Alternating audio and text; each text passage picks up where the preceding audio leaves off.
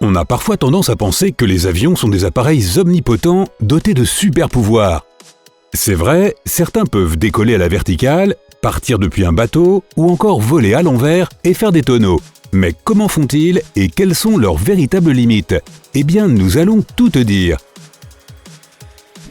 Pourquoi certains avions sont-ils capables de voler à l'envers? La plupart des ailes d'avion ne fournissent pas assez de portance lorsqu'ils sont à l'envers, et le pilote doit toujours diriger le nez de l'avion vers le haut pour voler. Mais les avions de chasse ou de haute voltige ont des ailes symétriques, capables de maintenir l'avion dans n'importe quelle position. Comment fonctionne un atterrissage sur l'eau?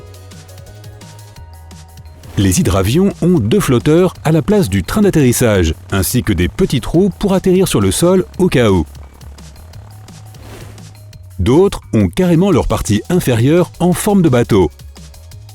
Mais même un avion normal peut se poser sur l'eau en cas d'urgence. C'est ce qu'on appelle un amérissage, et c'est l'une des choses les plus difficiles qu'un pilote puisse faire. Mais ils apprennent. À quel point les boîtes noires sont-elles résistantes? Bon, ce sont surtout des boîtes oranges, car elles sont logiquement plus faciles à retrouver si elles sont d'une couleur flashy. Elles sont généralement placées à l'arrière de l'avion, car elles subissent moins de dégâts en cas d'accident. Elles peuvent supporter une température de plus de 1000 degrés Celsius et subir une pression de plus de 2 tonnes, 2250 kg, ce qui suffit habituellement à détruire tout le reste. Comment fonctionnent les avions furtifs? En toute discrétion. Pour détecter un avion, un radar envoie des ondes électromagnétiques qui lui reviennent lorsqu'elles sont réfléchies sur un objet. Les avions furtifs peuvent absorber ces ondes et les réfléchir dans tous les sens, ce qui les rend donc indétectables par les radars. C'est d'ailleurs pourquoi la plupart d'entre eux ont cette étrange forme triangulaire. Comment fonctionne le pilote automatique? Tout ce dont le pilote automatique a besoin, c'est d'un point de destination et d'un itinéraire. Tout le reste dépend de capteurs et de calculs informatiques. Par exemple, si on fixe une altitude donnée, les capteurs sauront si chaque aile est bien positionnée et ils les ajusteront en conséquence. La plupart du temps, les pilotes atterrissent et décollent manuellement. Pourquoi n'avons-nous pas encore de soucoupe volante? Bonne question. On a déjà essayé d'en créer. Il y a même eu plusieurs prototypes comme le VZ9 Avrocar ou le Vought V173. Tous deux étaient des avions expérimentaux en forme de soucoupe. Le VZ9 ne pouvait même pas s'élever à plus de 1,50 m au-dessus du sol, comme un aéroglisseur. Pourquoi certains avions ont-ils des ailes à 2 étages? Ce sont des biplans et leurs moteurs sont assez faibles, donc des ailes classiques ne fourniraient pas assez de portance pour effectuer un vol stable. On a donc cherché à augmenter la surface des ailes tout en les empêchant d'être trop lourdes, et la solution fut de doubler les ailes. Pourquoi utilise-t-on encore des avions à hélice? Non seulement parce qu'ils coûtent moins cher, mais aussi parce que les avions à réaction ne sont efficaces qu'à grande vitesse et à haute altitude. Par exemple, il serait difficile d'utiliser des avions à réaction pour faire de l'épandage sur les cultures, car cette opération implique de se déplacer lentement et très près du sol. Pourquoi n'utilise-t-on plus de dirigeables? Oh! Parce qu'ils sont hyper volumineux et pas assez aérodynamiques pour se déplacer rapidement dans les airs. Les vents forts les dévieraient trop et ils ne peuvent tout simplement pas rivaliser avec les avions. Pourtant, il en existe des modèles récents, comme l'Airlander 10, qui décolle comme un avion et plane ensuite comme un dirigeable.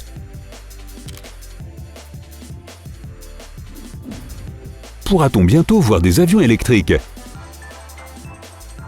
Plus de 14 projets différents d'avions électriques sont actuellement en cours de développement, allant des aérotaxis de 2 places à des avions de 150 places. Certains font déjà l'objet de vols d'essai. Ils ne sont censés voler que sur de courtes distances, car les batteries au lithium limitent leur autonomie. Pourquoi les avions laissent-ils des traces dans le ciel? Non, cela n'a rien à voir avec du papier toilette. Lorsque l'eau présente dans les gaz d'échappement des avions se mélange à l'air froid et humide, elle forme de minuscules cristaux de glace. On appelle ça une traînée de condensation. Un avion volant dans de l'air sec ne laisserait pas ces traînées. Pourquoi certains avions ont-ils le nez arrondi et d'autres le nez pointu? Les avions au nez arrondi volent à une vitesse inférieure à celle du son et n'ont donc pas besoin de faire face aux ondes de choc produites par le franchissement du mur du son. C'est à ça que servent les nez pointus. Pourquoi penses-tu que les sorcières volent aussi vite? C'est grâce à leur nez. Pourquoi les pilotes craignent-ils plus la chaleur que les tempêtes? Il est difficile pour un avion de voler dans de l'air chaud, car il est moins dense et s'écoule plus librement, alors que les ailes ont besoin d'air lourd pour s'élever.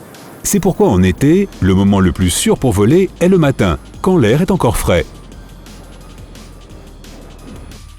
À quelle vitesse un avion de voltige peut-il voler et vriller? Les avions de voltige ne sont pas conçus pour effectuer de longues distances. Ils concentrent beaucoup de puissance dans un corps le plus léger possible, ils peuvent voler à plus de 400 km/h et vriller à 420 degrés en moins d'une seconde. Un avion pourrait-il aller dans l'espace? Plus un avion vole haut, moins l'air autour de lui est dense. À un moment donné, cela devient donc impossible pour lui de monter plus haut, tout simplement parce qu'il n'y a plus assez d'air. La plus haute altitude jamais atteinte par un avion de ligne est de 18 300 mètres.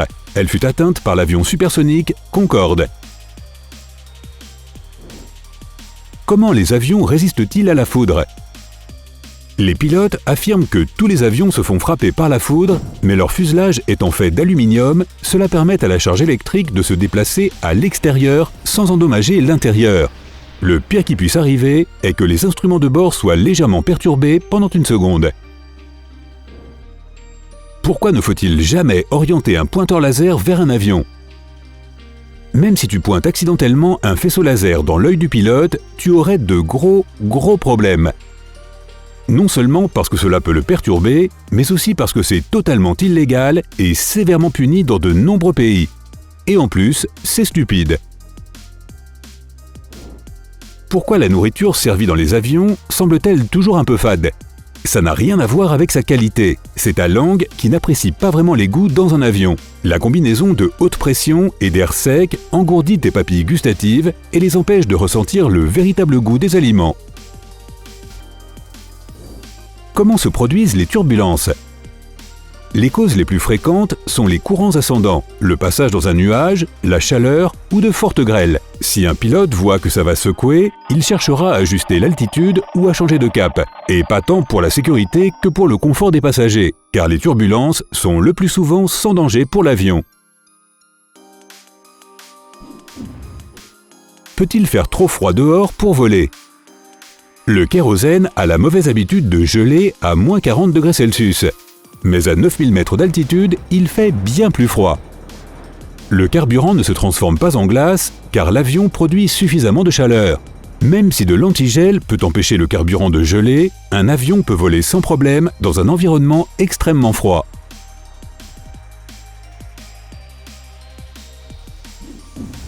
Pourquoi les avions tournent-ils parfois en rond au-dessus des aéroports? Juste pour faire les malins. Mais non, ces cercles sont dits circuits d'attente. Parfois, plusieurs avions arrivent en même temps, mais ils ne peuvent pas atterrir ensemble. Pendant qu'un avion atterrit, un autre vole en rond en attendant son tour.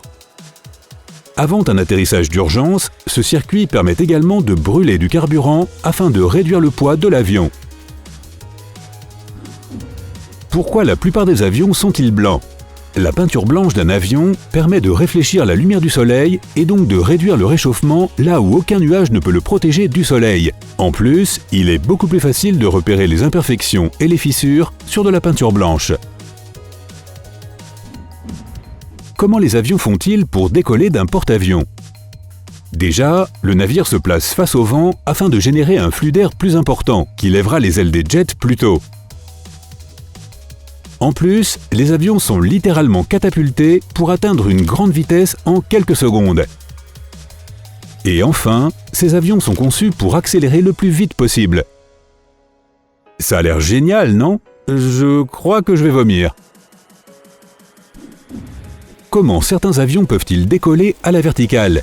Les avions à décollage vertical sont équipés de moteurs qui peuvent être orientés vers le bas et n'ont donc pas besoin de pistes pour décoller et atterrir. Cela demande de grandes compétences de la part des pilotes et cela consomme tellement de carburant que les recherches dans ce domaine ont été stoppées un moment. Ah, les hauts et les bas de l'aéronautique! Si tu as appris quelque chose de nouveau aujourd'hui, alors mets un like à cette vidéo et partage-la avec un ami. Et voici d'autres vidéos que tu devrais apprécier. Il te suffit de cliquer à gauche ou à droite et de rester du côté sympa de la vie.